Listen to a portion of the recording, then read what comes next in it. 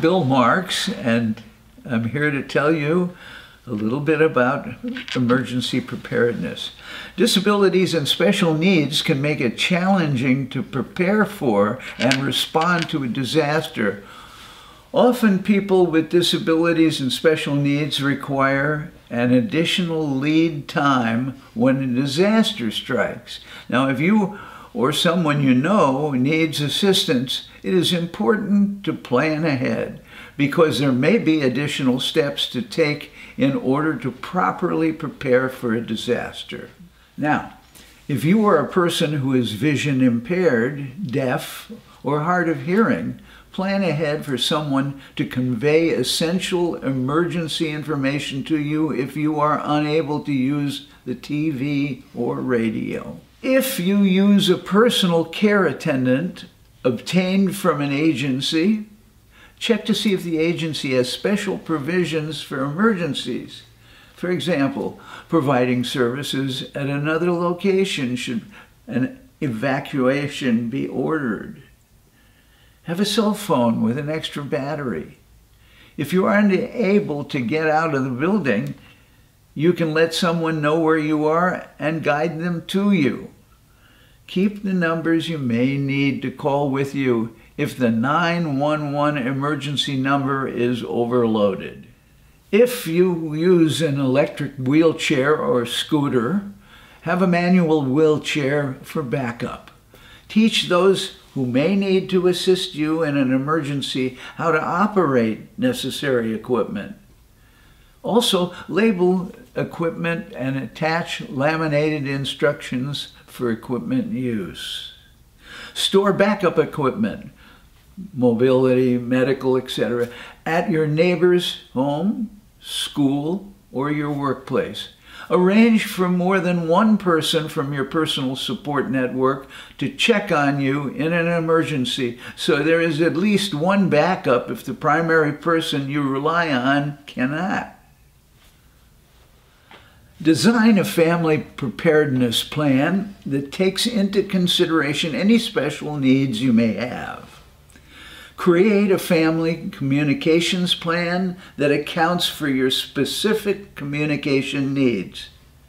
Assemble a disaster supply kit that includes any necessary personal supplies, medications, or equipment. Design a family evacuation plan that takes into consideration any challenges you may face while evacuating. It would be a good idea to complete a personal assessment. Think about the following questions and share your answers with your network. These answers should describe both your current capabilities and the assistance you may need before, during, and after a disaster. Base your plan on your lowest anticipated level of functioning. Do you regularly need assistance with personal care, such as bathing and grooming? Do you use adaptive equipment to help you get dressed? How about the water service? What will you do if the water service is cut off for several days, or if you're unable to heat water? How about personal care equipment? Do you use a shower chair, tub transfer bench, or other similar equipment? Adaptive feeding devices. Do you use special utensils that help you prepare or eat food independently? And then there's electricity-dependent equipment. How will you continue to use equipment that runs on electricity, such as dialysis, electrical lifts, etc.? Do you have a safe backup power supply, and how long will it last?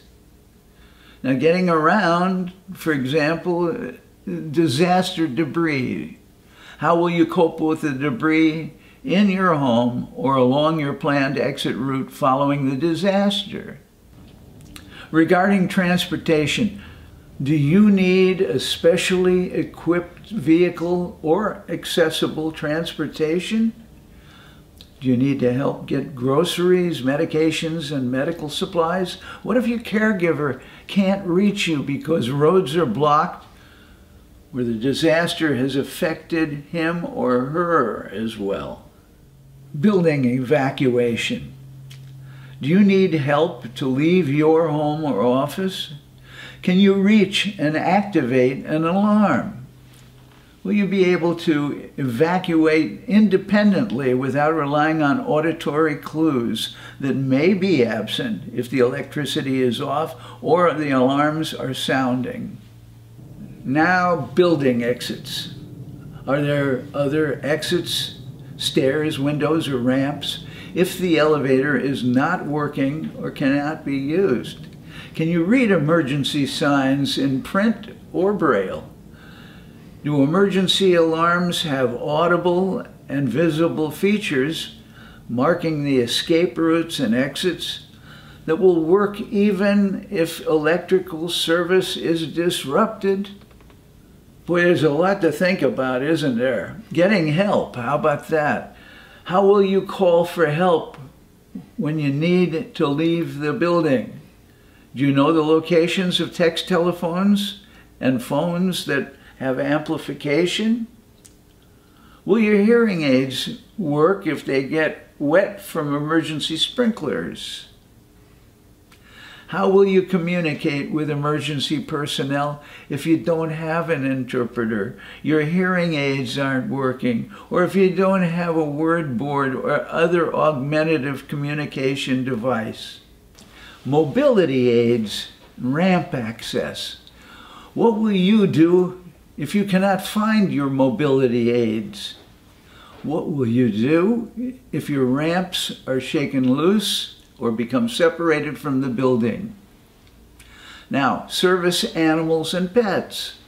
Will you be able to care for your animal during and after a disaster?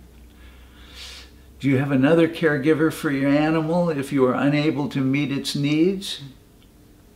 Do you have the appropriate licenses for your service animal so you will be permitted to keep it with you should you choose to use an emergency public shelter? Gather information. Well, we've just talked about a few of the things that are really important that you should know about. Now, for more information, you'll see at the bottom of the screen where you can reach people that will help you additionally. We have operators standing by because we don't have any chairs. Take good care. Take care and don't forget, please, please be aware of the situation surrounding you in case of an emergency.